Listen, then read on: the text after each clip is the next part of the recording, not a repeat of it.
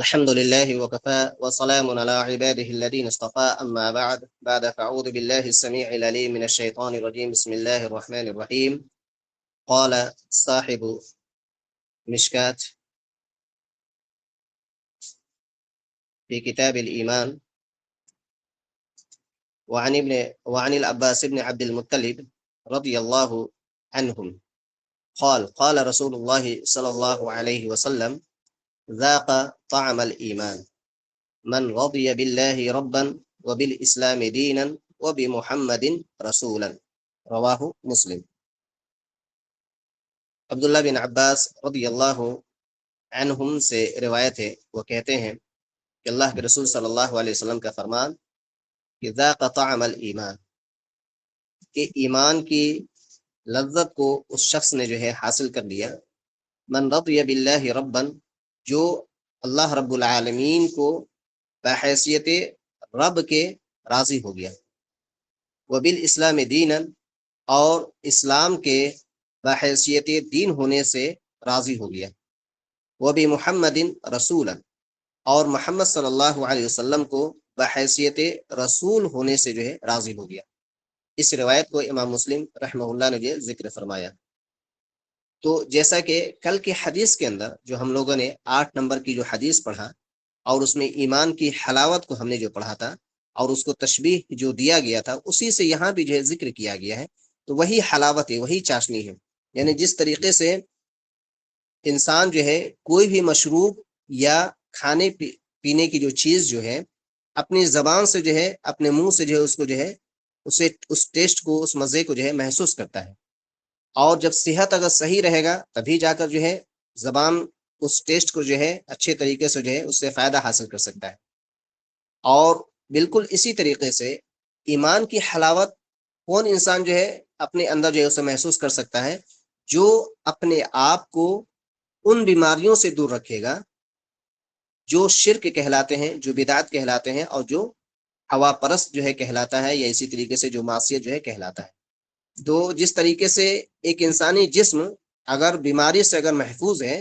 تو وہ کھانے پینے کی اشیاء کو جو ہے وہ محسوس کرتا ہے اور اس کی لذت کو جو ہے حاصل کر لیتا ہے. بالکل اسی طریقے سے وہ شخص بھی ایمان کی چاشنی، ایمان کی حلاوت، ایمان کی جو لذت ہے وہ شخص جو ہے پائے گا جو اپنے آپ کو شرک سے دور رکھے گا، جو اپنے آپ کو بدعتوں سے دور رکھے گا، جو اپنی خواہشات نفس کی پیروی نہیں کرنے والا ہوگا، اور جو اپنے آپ کو گناہوں سے جو ہے دور رکھے گا. اب وہ چیز کیا ہے کہ اللہ رب العالمین کو رب ہونے کی حیثیت سے جو تسلیم کیا جائے کہ یقیناً اللہ جو ہے ہمارا رب ہے. رب کا مطلب هو المعبود یا هو الخالق، کہ وہ معبود ہے، وہ خالق ہے، وہ ہر چیز کا جو ہے پیدا کرنے والا ہے. تو جو ہر چیز کا پیدا کرنے والا ہے وہی عبادت کا بھی مستحق ہوگا. تو اسی لیے اللہ رب العالمین کو رب ہونے کے اعتبار سے جو تسلیم کیا جائے. تو اسی لیے ہم دیکھیں کہیں بھی آپ قرآن کریم کی جو آیتوں کا آپ مطالعہ کر دیکھیں تو پتہ چلے گا کہ اللہ رب العالمین سب سے پہلے اپنی ربوبیت کو جو ہے ثابت کرتا ہے. ربوبیت یعنی ہر چیز کا پیدا کرنے والا اللہ رب العالمین کی ذات ہے. تو جب اللہ رب العالمین ہر چیز کا جو ہے خالق ہے، مالک ہے، تو عبادت کا مستحق بھی صرف اور صرف جو ہے وہی ہوگا، اس کے علاوہ کوئی نہیں ہو سکتا. اور اسی طریقے سے دین اسلام کو جو ہے ہم آخری دین جو ہے تسلیم کریں. ایسا نہ ہو کہ ہم اسلام کو بھی تسلیم کر لیں اور اسی طریقے سے دوسرے مذاہب کو بھی جو ہے اچھا کہہ لیں اور اس سے جو ہے راضی ہوں. اس لیے کہ ہرگز وہ دین جو ہے قابل قبول نہیں ہے، جیسا کہ اللہ رب العالمین نے سورہ آل عمران کے اندر جو ہے بیان فرمایا وَمَن يَبْتَغِ غَيْرَ الْإِسْلَامِ دِينًا فَلَن يُقْبَلَ مِنْهُ وَهُوَ فِي الْآخِرَةِ مِنَ الْخَاسِرِينَ، کہ جو بھی دین اسلام کے علاوہ کوئی بھی اگر دین اگر اپناتا ہے، اس سے راضی ہوتا ہے، تو اللہ رب العالمین ہرگز اس دین کو جو ہے قبول نہیں کرے گا. اور ایسا انسان جو کسی دوسرے دین کو اپنا لیا ہے یا اس سے جو راضی ہے تو وہ انسان جو ہے آخرت میں جو ہے خسارہ اٹھانے والوں میں سے ہوگا. تو مختصر سی بات ہے کہ انسان جو ہے اپنے آپ کو دین اسلام جو آخری دین ہے اسی کے اوپر جو ہے اپنے آپ کو جو ہے گامزن رکھے. اب کوئی بھی اگر یہودیت کو اپناتا ہے، نصرانیت کو اپناتا ہے، تو اللہ رب العالمین کے نزدیک وہ دین جو ہے قابل قبول نہیں ہے. اور اسی طریقے سے آخری رسول کی حیثیت سے محمد صلی اللہ علیہ وسلم کو جو ہے تسلیم کیا جائے کہ آپ کے بعد جو ہے کوئی بھی نبی یا رسول جو ہے آنے والا نہیں. ہاں، آپ سے پہلے جتنے بھی انبیاء اور رسول اس دنیا کے اندر آئے ہیں، ہمیں یہ ایمان رکھنا ہے کہ اللہ رب العالمین نے انہیں ایک مخصوص علاقے میں، مخصوص قوم کے درمیان جو ہے مخصوص وقت کے لیے جو ہے اللہ رب العالمین نے بھیجا ہے. ہمیں بس اتنا ایمان رکھنا ہے کہ ہاں وہ اللہ کے پیغمبر تھے، اللہ کے رسول تھے، مختلف علاقوں میں مختلف وقتوں میں، اور اپنے منصب کی ادائیگی کے لیے یا اپنی ذمہ داریوں کو پورا کرنے کے لیے وہ آئے، اور اس کے بعد جو ہے وہ چلے گئے۔ لیکن آخری رسول جو ہے آپ صلی اللہ علیہ وسلم ہے، اور آپ پوری دنیا انسانیت کے لیے جو ہے رسول بنا کر بھیجے گئے ہیں، اور آپ کے بعد کوئی بھی رسول آنے والا نہیں، کوئی بھی نبی آنے والا نہیں۔ اور جو لوگ بھی اس کا جو دعویٰ کریں گے وہ سب کے سب جو ہے کذاب ہوں گے، دجال ہوں گے، جیسا کہ احادیث کی دوسری کتابوں میں یا دوسری احادیث کے اندر جو ہے اس کا تذکرہ ہے کہ تقریباً 30 بڑے بڑے دجال نکلیں گے جو نبوت کا جو ہے دعویٰ کریں گے۔ یعنی جس طریقے سے دجال کا فتنہ جو سب سے بڑا ہوگا وہ دجل، فریب، دھوکہ سے کام لے گا، بالکل ایسے ہی لوگ جو نبوت کا دعویٰ کریں گے وہ بھی دھوکے سے جو ہے کام لیں گے اور لوگوں کو اپنے نبوت کی طرف جو ہے دعوت دیں گے، اسی لیے ان لوگوں کو بھی دجال جو ہے کہا گیا ہے۔ ورنہ اصل دجال جو ہے جو قیامت کی بڑی نشانیوں میں سے ہے، وہ دجال جو نکلے گا وہ سب سے بڑا فتنہ ہوگا، وہ مراد جو ہے اس حدیث کی طرف نہیں ہے کہ جو 30 جو ہے دجال جو ہے مختلف وقتوں میں جو ہے نکلیں گے۔ تو اس حدیث سے بالکل واضح مفہوم ہے کہ ایمان کی حلاوت وہی انسان جو ہے پا سکتا ہے، اس کی لذت کو پا سکتا ہے جو اپنے آپ کو شرک، بدعت، گناہوں سے اپنے آپ کو جو پاک رکھے گا، اور اللہ رب العالمین کو رب ہونے کے اعتبار سے راضی ہوگا، اسلام کے دین ہونے کے اعتبار سے جو ہے راضی ہوگا، اور نبی صلی اللہ علیہ وسلم کو آخری رسول کی حیثیت سے جو ہے تسلیم کرنے والا ہوگا۔ اس کے بعد اس درس کی جو ہے دوسری حدیث، وعن ابی ہریرہ رضی اللہ تعالی عنہ قال، ابو ہریرہ رضی اللہ تعالی عنہ سے روایت ہے، وہ کہتے ہیں قال رسول اللہ صلی اللہ علیہ وسلم، اللہ کے رسول صلی اللہ علیہ وسلم کا فرمان، والذی نفس محمد بیدہ، کہ قسم ہے اس ذات کی جس کے ہاتھ میں محمد صلی اللہ علیہ وسلم کی جو ہے جان ہے۔ تو اس سے اس بات کی طرف بھی اشارہ ملتا ہے کہ اللہ رب العالمین کے ہاتھ ہیں، اور یہ اللہ کے اسماء و صفات کے اندر بھی یہ سب ساری چیزیں جو ہے داخل ہوتی ہیں۔ تو آپ صلی اللہ علیہ وسلم نے آگے کیا بیان فرمایا، لا يسمع بی احد من هذه الامت یہودی ولا نصرانی، کہ میری امت میں سے چاہے وہ یہودی ہو یا نصرانی ہو، کوئی بھی میرے بارے میں اگر سنا کہ یہ آخری رسول آ گئے ہیں، ثم یموت، پھر اس شخص کی موت اس حال میں ہوتی ہے کہ ولم یؤمن بالذی ارسلت بہ، کہ وہ اس چیز کے اوپر ایمان نہیں لایا جس کے ساتھ میں بھیجا گیا ہوں، یعنی قرآن اور نبی صلی اللہ علیہ وسلم کی صحیح احادیث۔ اگر کوئی بھی شخص اس امت کا اگر اس کے اوپر اگر ایمان نہیں لاتا ہے، الا کان من اصحاب النار،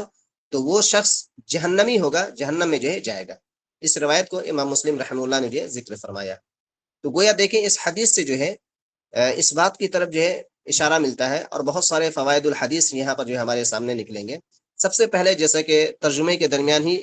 سرسری طور پر میں نے بات ذکر کر دیا کہ یہاں اللہ کے صفات کا جو ذکر ہے، اور وہ کیا ہے کہ اللہ کے جو ہاتھ ہیں، کہ نفس والذی نفس محمد بیدہ، کہ قسم اس ذات کی جس کے ہاتھ میں محمد صلی اللہ علیہ وسلم کی جان ہے۔ تو اللہ رب العالمین کے ہاتھ ہیں، ہمیں تسلیم کرنا ہے۔ اب وہ کیسا ہے، کیسی کیفیت ہے، ہمارے ہاتھ کی طرح ہے یا کسی اور مخلوق کے ہاتھ کی طرح ہے؟ اللہ نے کہیں بھی اپنے صفاتوں کے تعلق سے جو ہے ذکر جو ہے نہیں فرمایا۔ تو ہمیں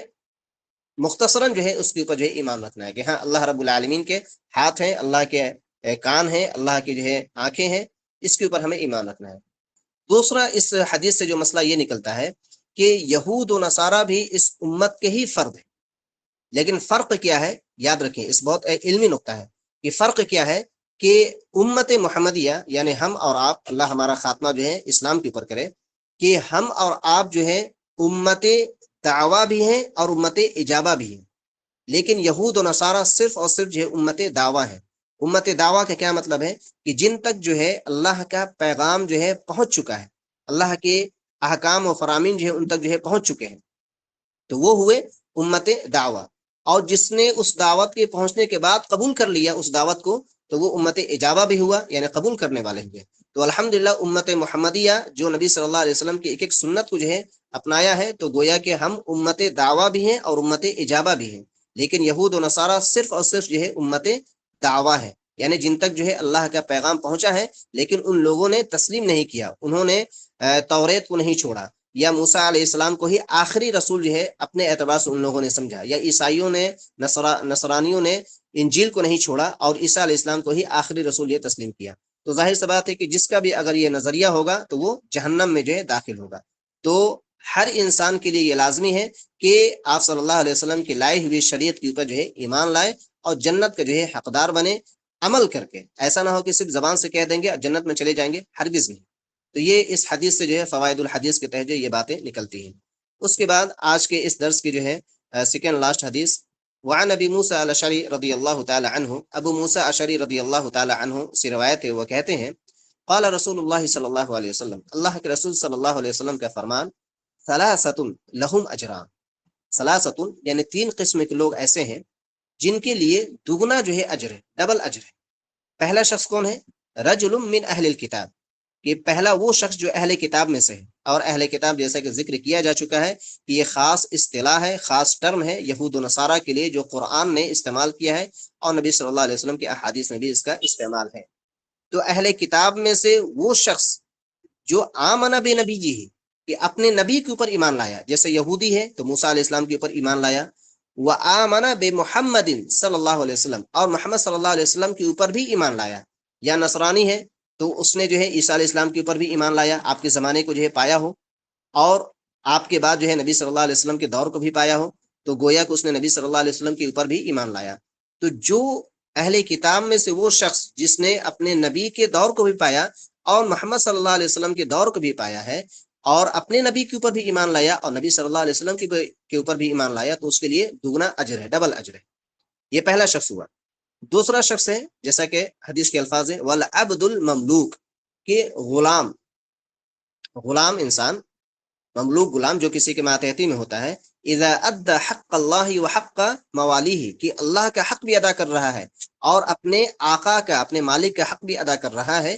تو ایسا شخص جو ہے وہ ڈبل اجر کا جو ہے مستحق ہوگا. یعنی اللہ کا حق ادا کر رہا ہے، نماز بھی پڑھ رہا ہے، توحید کے اوپر قائم ہے، اور اسی طریقے سے روزے رکھ رہا ہے. اگر اس کا مالک اگر اسے اجازت دے دے تو وہ حج کے لیے بھی نکل رہا ہے، اور اسی طریقے سے اور بھی بہت سارے اللہ کے جو حق ہیں اس کو جو ادا کر رہا ہے، اور ساتھ ہی ساتھ اپنے مالک کے حق کو بھی ادا کر رہا ہے. یعنی اس کی جو اوپر جو ذمہ داری ہے کہ اپنے مالک کی خدمت کرنا، اس کے لیے کھانا بنانا یا اس کے لیے سامان کو لانا، یہ سب ساری چیزیں جو ہے وہ ادا کر رہا ہے، تو ایسا انسان بھی ڈبل اجر کا جو ہے مستحق ہوگا. تیسرا وہ شخص ہے ورجل كانت عنده امة، کہ تیسرا وہ شخص ہے جس کے پاس جو ہے ایک جو ہے لونڈی ہے. اب ظاہر سی بات ہے کہ لونڈی کسے کہتے ہیں؟ جو جنگ میں جو ہے کافر و مشرک کے یا اہل کتاب کی جو عورتیں جو آتی ہیں تو اسے لونڈی بنا لیا جاتا ہے جنگ کے اندر جو ہے. تو یہ اس دور میں تھا، آج کا دور ابھی تقریباً ایسا نہیں ہے، لیکن اگر ان فیوچر اگر ایسے معاملات ہوتے ہیں تو پھر یہ حکم جو ہے باقی رہے گا. تو اگر کسی شخص کے پاس جو ہے اگر لونڈی ہے یا تو اور وہ انسان جو ہے اس لونڈی سے جو ہے جمع کرتا ہے، ہم بستر ہوتا ہے، اس لیے کہ اس سے جو ہے ہم بستر ہونا جو ہے جائز ہے، چاہے وہ کافرہ ہو، مشرکہ ہو، یا اسی طریقے سے یہودیہ ہو یا نصرانیہ ہو، جو بھی ہو، تو اس سے جو ہے ہم بستر ہونا، اس سے جو جمع کرنا جو ہے جائز ہے. فَأَدَّبَهَا، پھر اس سے جو ہے ادب سکھاتا ہے. ظاہر سی بات ہے کہ جو لونڈی ہوتی ہے، بہت سے ایسی لڑکیاں ہیں یا عورتیں ہیں جس کو جو ہے ادب نہیں معلوم ہے، علم نہیں معلوم ہے، لیکن اگر کوئی انسان اگر اسے ادب سکھاتا ہے، فَأَحْسَنَ تَعْدِيبَهَا، اور بہت بہترین ادب سکھاتا ہے، وَعَلَّمَهَا فَأَحْسَنَ تَعْلِيمَهَا، اور اسی طریقے سے اس کو جو ہے علم جو ہے سکھاتا ہے اور اچھے جو ہے علم جو ہے سکھاتا ہے، ثُمَّ اعْتَقَهَا، پھر اس کو جو ہے آزاد کر دیتا ہے، فتزوجها، پھر اس سے جو ہے شادی کر لیتا ہے، فلہ اجران، تو اس کے لیے ڈبل اجر ہے. اس روایت کو امام بخاری، امام مسلم رحمہ اللہ نے ذکر فرمایا ہے. تو گویا اس حدیث سے جو ہے جیسا کہ ذکر کیا جا چکا ہے کہ تین قسم کے لوگ جو ہے ایسے ہیں جن کو ڈبل اجر ملے گا. اصل جو ہے یہ حدیث جو ہے عامر شعبی کے تعلق سے جو ہے آتا ہے کہ انہوں نے جو ہے مطلب اپنے ایک باندی کو جو ہے آزاد کیا، پھر اس سے جو ہے شادی کر لی، تو اس کے جواب میں جو ہے یہ حدیث آپ صلی اللہ علیہ وسلم نے جو ہے بیان فرمایا ہے. تو انہوں نے آپ صلی اللہ علیہ وسلم سے جو ہے خراسان سے جو ہے مطلب یہ شخص جو ہے آ کر جو ہے سوالات جو ہے کرتے ہیں، تو آپ صلی اللہ علیہ وسلم نے اس کا جو ہے جواب دیا، اور اس طریقے سے آپ صلی اللہ علیہ وسلم نے اس کے تعلق سے اجر و ثواب کے بھی جو ہے تذکرہ فرمایا. تو آخری جملے کی طرف جو ہے ہم تھوڑے سے باتوں کو جو ہے واضح اور کرتے ہیں کہ ظاہر سی بات ہے کہ لونڈی ہے، اس سے ہم بستر ہونا جائز ہے، آپ صلی اللہ علیہ وسلم نے اس کو جو ہے جائز قرار دیا. اور پھر اگر کوئی انسان اس سے اس کو آزاد کر دیتا ہے، پھر اس سے جو ہے نکاح کر لیتا ہے اور اس کو پوری جو ہے فیسلٹی دیتا ہے جو ایک آزاد عورت کو دی جاتی ہے، تو گویا کہ اسلام نے عورت کے اوپر جو ہے اور زیادہ احسان کیا، اور اسی طریقے سے انسانوں کو غلامیت سے جو ہے نکالا ہے. تو آپ صلی اللہ علیہ وسلم نے اس لیے ایسے لوگوں کو جو ہے کیا کہا کہ اس کو جو ہے ڈبل اجر جو ہے ملے گا۔ اور اسی طریقے سے اس حدیث سے اس بات کی طرف جو اشارہ ملتا ہے کہ صحابہ اکرام رضی اللہ عنہم ایک حدیث کے طلب کے لیے یا مسئلے کو جاننے کے لیے دور دراز کے علاقوں تک بھی سفر کیا۔ سوچیں کہ خراسان سے مدینہ جو ہے لوگ آتے تھے اس زمانے میں نبی صلی اللہ علیہ وسلم سے علم حاصل کرنے کے لیے۔ اب اس کے بعد جو ہے اس درس کی جو ہے آخری حدیث عبداللہ بن عمر رضی اللہ عنہما سے، وعن ابن عمر رضی اللہ عنہما قال، عبداللہ بن عمر رضی اللہ عنہما سے روایت ہے، قال رسول اللہ صلی اللہ علیہ وسلم، اللہ کے رسول صلی اللہ علیہ وسلم کا فرمان، امرت ان اقاتل الناس حتی یشہدوا ان لا الہ الا اللہ، کہ مجھے اس بات کا حکم دیا گیا ہے کہ میں لوگوں سے میں جنگ کروں یہاں تک کہ وہ لا الہ الا اللہ کی جو ہے گواہی دے دیں، وَأَنَّ محمد رسول اللہ، اور محمد صلی اللہ علیہ وسلم کو اللہ کا رسول جو ہے تسلیم کر لیں، وَيُقِيمُ الصَّلَاةَ، اور اسی طریقے سے نماز کی جو ہے پابندی کریں، اس کے جملہ شروط کے ساتھ، اس کے سنن کے ساتھ، اس کے مستحبات کے ساتھ، یعنی جو بھی اس کے شروط ہیں نماز کے ان تمام چیزوں کا خیال کرتے ہوئے پاسداری کرتے ہوئے نماز کو جو ہے قائم کیا جائے، وَيُؤْتُوا الزَّكَاةَ، اور زکوٰۃ کی جو ہے ادائیگی کریں، یعنی زکوٰۃ کیا ہے، وہ مال ہے جس کے اوپر جو ہے اللہ رب العالمین نے شرعی حد جو ہے متعین کیا ہے، اور اس کے اوپر جو ہے قمری سال کا جو ہے گزرنا ہے، اور اسی بنیاد پر اس کے اوپر جو ہے زکوٰۃ ہے، اور مخصوص فقراء مساکین جو ذکر کیا گیا ہے ان لوگوں کے اوپر جو ہے خرچ کرنا ہے، اور مسلمانوں کے اوپر جو ہے خرچ کرنا ہے۔ تو یہ جو ہے زکوٰۃ کی جو ہے مختصر جو ہے تعریف ہے۔ فَإِذَا فَعَلُوا ذَلِكَ أَصَمُوا مِنِّي دِمَاءَهُمْ وَأَمْوَالَهُمْ، اگر کوئی انسان ان تمام چیزوں کو کرتا ہے، یعنی لا الہ الا اللہ کی گواہی دے، محمد صلی اللہ علیہ وسلم کو رسول تسلیم کر لے، نماز کی پابندی کر لے اس کے جملہ شروط کے ساتھ، زکوٰۃ کی ادائیگی کر لے جو بھی اس کا حق ہے، تو اس نے فَعَلُوا ذَلِكَ أَصَمُوا مِنِّي دِمَاءَهُمْ وَأَمْوَالَهُمْ، تو گویا کہ اس شخص نے مجھ سے جو ہے اپنے خون اور اپنے مال کو جو ہے محفوظ کر لیا، الا بحق الاسلام، سوائے اسلام کے حق کے، وحسابهم علی اللہ، اور اس کا معاملہ جو ہے اللہ کے اوپر ہے۔ اس روایت کو امام بخاری امام مسلم رحمہ اللہ نے ذکر فرمایا، الا ان مسلما لم یذکر، سوائے یہ کہ امام مسلم رحمہ اللہ نے یہ الفاظ ذکر نہیں کیا، کون سا؟ الا بحق الاسلام، اسلام کے حق کے ساتھ جو ہے انہوں نے اپنے صحیح مسلم کے اندر غالباً جو ہے ذکر نہیں کیا۔ اس روایت کو امام بخاری امام مسلم رحمہ اللہ نے ذکر فرمایا۔ تو گویا اس حدیث سے دیکھیں جس بات کی طرف جو ہے اشارہ ہے فوائد الحدیث کے تحت جو ہے سمجھ لیں، یا تشریح کے تحت، کہ جنگ کا حکم جو کب دیا گیا ہے۔ یاد رکھیں کہ جب آپ کے پاس امت مسلمہ کے پاس جو ہے حاکم وقت ہو، اور اسی طریقے سے اس کے پاس جو ہے اپنی خود کی جو ہے آرمی ہو، اور قوی امکان ہے کہ اللہ کے دین کی سربلندی کے لیے، صرف اللہ کے کلمے کو بلند کرنے کے لیے ہم کفار و مشرکین سے جو ہے جنگ کریں گے، اور جنگ سے پہلے جو ہے انہیں اسلام کی جو ہے تعلیمات سے آگاہ کریں گے، اسلام کی دعوت دیں گے۔ اگر وہ تسلیم نہیں کرتا ہے تو اب یا تو جزیہ کی پیشکش کریں گے، یا تو ٹیکس دو، اور نہیں تو پھر یہ ہے کہ جنگ کرو۔ تو یہ صورتحال ہے۔ ہاں، ایک چیز اور یہ یاد رکھیں کہ اگر کوئی ملک ایسا ہے جو معاہد ہے، محارب نہیں ہے، یعنی جنگ کرنے والا نہیں ہے اسلامک ملکوں سے، بلکہ اس نے معاہدہ کیا ہوا ہے کہ ہمارے درمیان جو جنگ بندی رہے گی، ہم ایک دوسرے کا احترام کریں گے، تو گویا کہ ایسے کافر ملک سے جو ہے جنگ کرنا جائز نہیں ہوگا، اور اس نے جو ٹیکس دینے کی رضامندی ظاہر کر دی ہے تو یہ پورا ایک اصول ہے باقاعدہ، اس کے لیے ایک درس جو ہے لمبا ہونا چاہیے، اور اس کے مفہوم کو سمجھنے کے لیے تو مختصراً یہی سمجھیں کہ جنگ ان لوگوں سے کیا جائے جو اسلام کے لیے رکاوٹ بنتے ہیں، اسلام کی سربلندی کو روکنے کے لیے جو ہے وہ سامنے آتے ہیں، اور اسی طریقے سے مسلمانوں کو تکلیف پہنچاتے ہیں۔ تو اگر مسلمان حاکم کے پاس اتنی طاقت ہے تو پھر یہ ہے کہ وہ جنگ کرے گا، اگر طاقت نہیں ہے تو صبر و تحمل سے کام لے، پھر ڈپلومیسی جو چیز ہے اس کو جو ہے برویکار لایا جائے، یہ چیز ہے۔ اس کے بعد آپ دیکھیں کہ حق الاسلام کہا گیا کہ اگر کوئی انسان ان تمام چیزوں کی گواہی دے دیتا ہے، نماز زکوٰۃ کی ادائیگی کر لیتا ہے، تو اس کا معاملہ جو ہے اب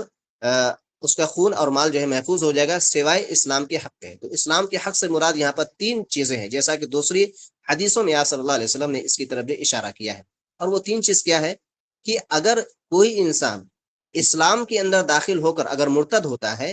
تو اس کو جو ہے توبہ کرایا جائے گا، اگر وہ توبہ کر لے تو ٹھیک ہے، نہیں تو اسے قتل کیا جائے گا۔ اور اسی طریقے سے وہ انسان جو شادی شدہ جو ہے زانی ہے،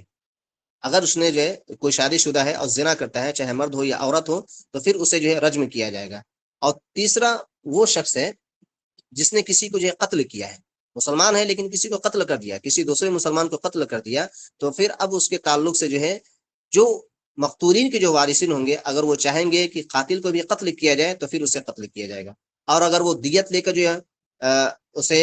چھوڑ دیں گے تو پھر یہ کہ دیت دیا جائے گا، اور اگر چاہیں گے کہ نہیں ہم اسے بغیر قصاص لیے ہوئے ہم اسے اللہ کے لیے معاف کرتے ہیں تو پھر یہ ہے کہ اس کو معاف کر دیا جائے گا۔ تو یہ ہے حق الاسلام کا جو ہے مفہوم، جو آپ صلی اللہ علیہ وسلم نے دوسری حدیثوں کے ذریعے سے جو واضح جو ہے کیا ہے۔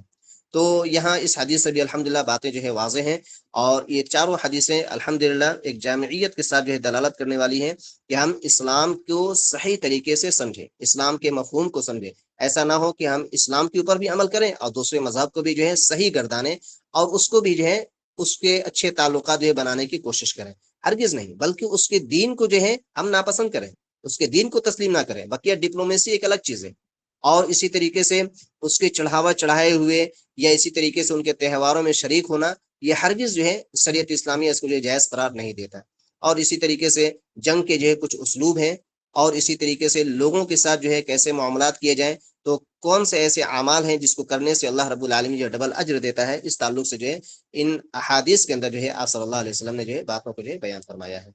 اللہ رب العالمین سے دعا ہے کہ اللہ رب العالمین ہمیں ان احادیث کے اوپر عمل پیرا ہونے کی توفیق عطا فرما۔ آمین۔ اقول قولی هذا واستغفر انه هو الغفور الرحیم۔